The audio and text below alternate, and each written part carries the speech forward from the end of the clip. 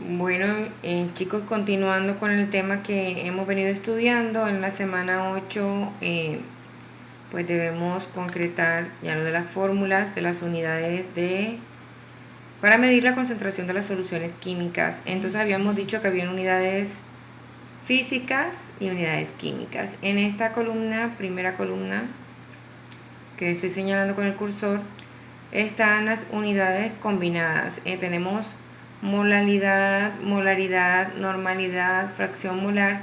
Son unidades químicas. Peso por ciento, que es porcentaje peso a peso, porcentaje masa a masa, es una unidad física. Y esta última que estamos viendo, concentración en peso, fue lo que estudiamos en el último periodo del año anterior, con el estudio del suelo rehidratante, que tenía cálculo también para una sopa, un caldo de pollo. Entonces esta última es la que ya está estudiada, que es gramos por litro de solución.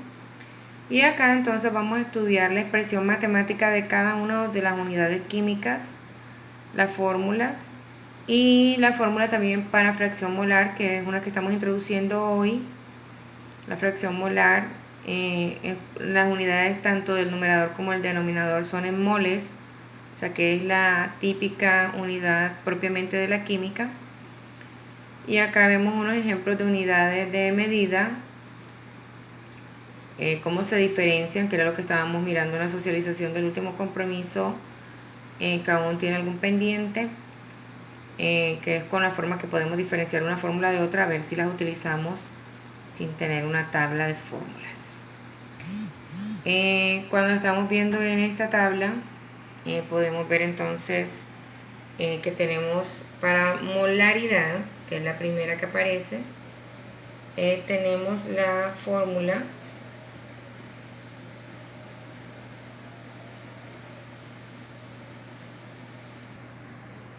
moles de soluto entre litros de solución, y para molaridad, que es con M minúscula, tenemos kilogramos de soluto entre litros de solución. Entonces habíamos dicho que son muy similares las fórmulas para molaridad y molaridad. Molaridad se simboliza con una M mayúscula, molaridad se simboliza con una M minúscula. Y les había dicho que miráramos la semejanza en la fórmula. Ambas manejan en el numerador, en la parte de arriba del cociente de la fracción, soluto. Y ambas manejan en el denominador, o la parte de abajo de la fracción, solución. Siempre es soluto entre solución en ambas. O sea que el elemento diferenciador solamente consiste en el numerador. ¿Qué unidad de medida maneja para soluto? En molaridad, M mayúscula, la unidad del numerador para soluto es moles.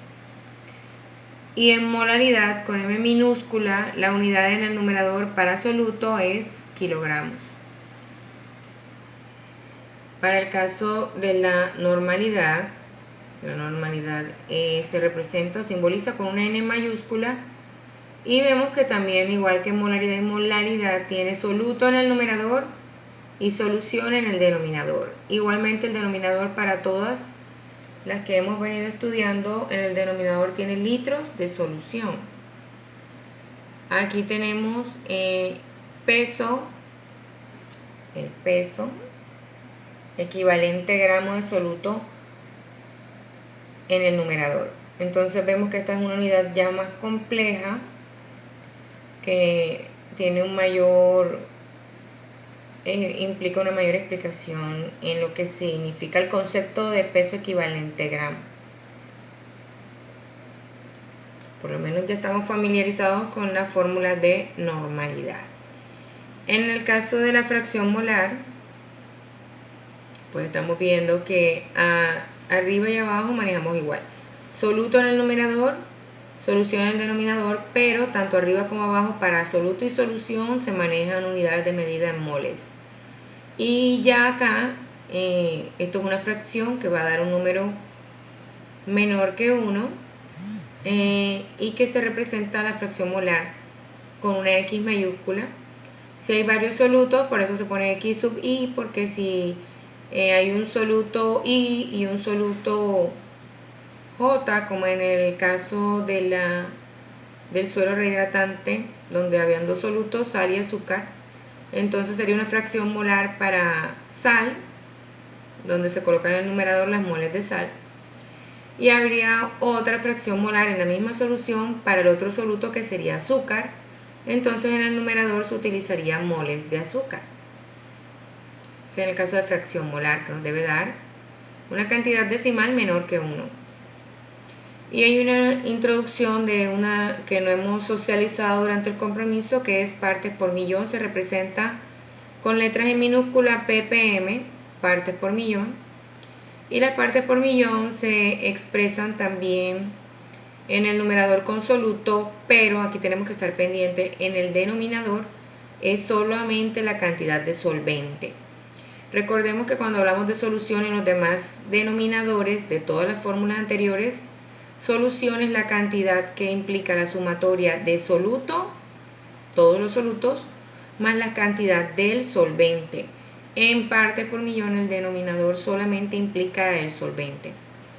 Las unidades en el numerador para soluto es miligramos, un submúltiplo de la unidad de masa, miligramos de soluto, y en el denominador es kilogramos de solvente.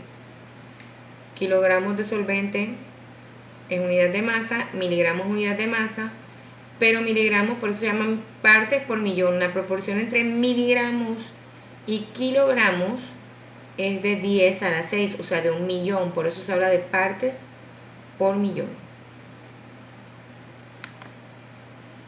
Para las unidades físicas de soluciones químicas, para medirle la concentración a las soluciones químicas en unidades físicas, hablamos de que todos son porcentuales.